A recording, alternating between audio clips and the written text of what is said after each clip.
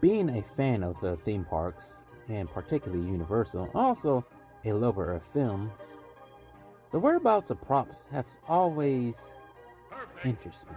They always fascinated me.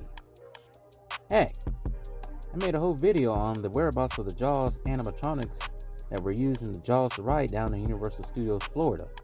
Go check that video out. It has like 2,000 views now for some reason. I was not expecting it to blow up like that for some reason. But hey, go check it out. Anyway, this video is pretty much just for fun, and I like researching stuff like this. And someone actually kind of suggested it. But I always wondered what happened to those con animatronics that were used at Universal Studios parks. Now there was 3 of them, 4 altogether, one still being in use. But all right, let's take it back. Let's take it back all the way to the 80s. LA to be exact, in the 80s. So Universal Studios execs, they wanted to capitalize on the success of King Kong in 1976. By this time it was almost 1984. The executives and all officials, all whoever made the decisions around this time with Universal Studios and NCA, parent company at the time, decided to, they wanted to, let's say, spark up the Universal Studio tour at Universal Studios Hollywood. So their plan was to add an attraction based on King Kong 1976. The workers got to work creating the most realistic buildings with all the bells and whistles, painting city skylines, controlled fires, all on a soundstage. There were some hiccups along the way, dealing with the helicopter props that wouldn't work, but eventually they got it down. But the most impressive part of the whole entire attraction was Kong, a 30-foot tall animatronic built with a budget of $7 million in 1984/1985.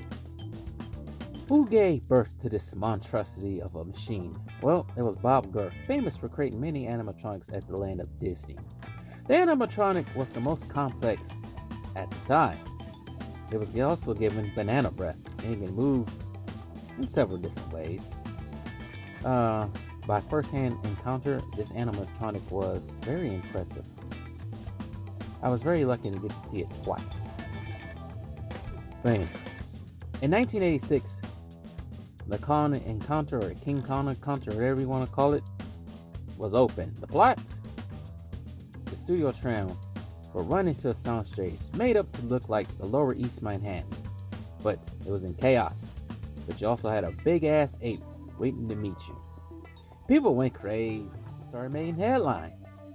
With the success of the King Kong Encounter, it gave way to the 1986 Universal film King Kong Lives, which was a sequel to 1976, but I'm not going to say too much about that. But it really gave the green light to the newest Universal Studios park, Universal Studios Florida. And one of its newest attractions, Confrontation. Confrontation was a more elaborate version of the Kong Encounter in Hollywood, equipped with its own building, which actually had to use concrete walls, very thick concrete walls to put this thing up. The queue line was modeled after Penn Station in NYC, with most of the queue line looking like a leading up to a subway, with graffiti everywhere. They actually had to get their own graffiti artists out there from New York.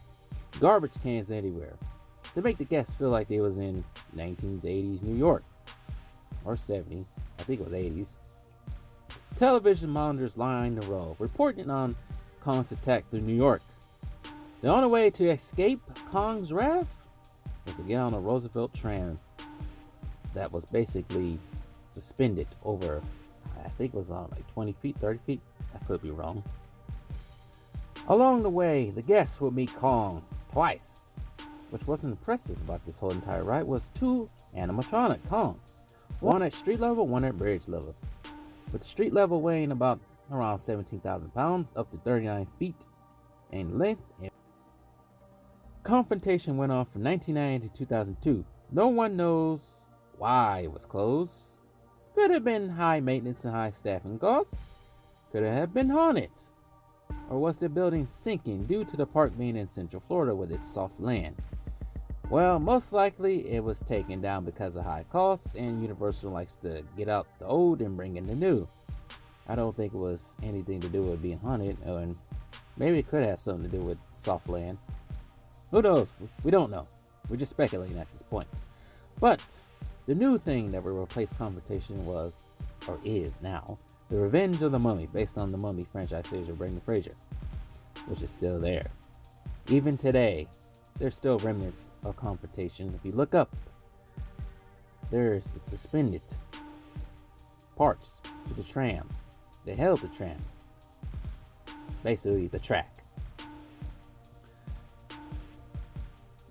I missed this ride, even though I never got a chance to get on it. But anyways, Con and Connor in Hollywood was still going strong until 2008. It was burned down to a crisp in the great Universal Studios fire that also lost many other things. But don't worry, the Con and Connor was replaced with King Kong 360 3D 2 years later. Not the same, but more 3D, which Universal still likes to do to this day. 3D attractions. It's easier and probably cheaper than using animatronics. In 2016, Kong made a return to Florida at Islands of Adventure, the park next to Universal Studios Florida. For those that don't know, the new Kong attraction, Skull Island, Reign of Kong. A mixture of trackless, adventure, dark ride with 3D. Towards the end of this ride, you meet Kong in animatronic form. A very impressive addition to this ride. Very impressive. It's very lifelike. Took me by surprise. First time I wrote this. Now, what happened to the animatronics used for Confrontation? I checked everywhere. Checked Discord, all this type of places. No one knows. No one really knows. Some say the two animatronics were trash. Or maybe some billionaire bought them. Or maybe they've been used for the new Kong animatronic at Islands of Adventures. Who really knows?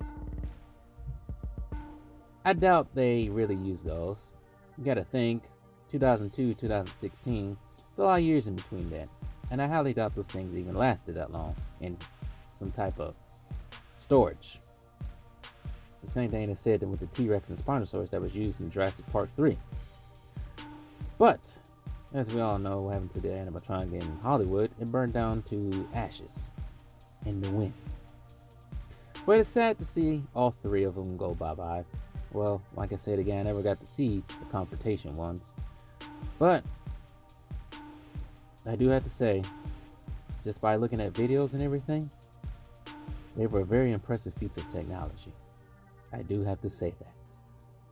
But like I said, I did this video for fun. If you've seen this video, or basically watching my video for the first time, subscribe and like. I do such things like this. Maybe it might be more down in the future.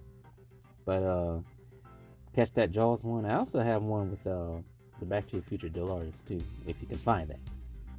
Maybe I just link them down both below. With that being said,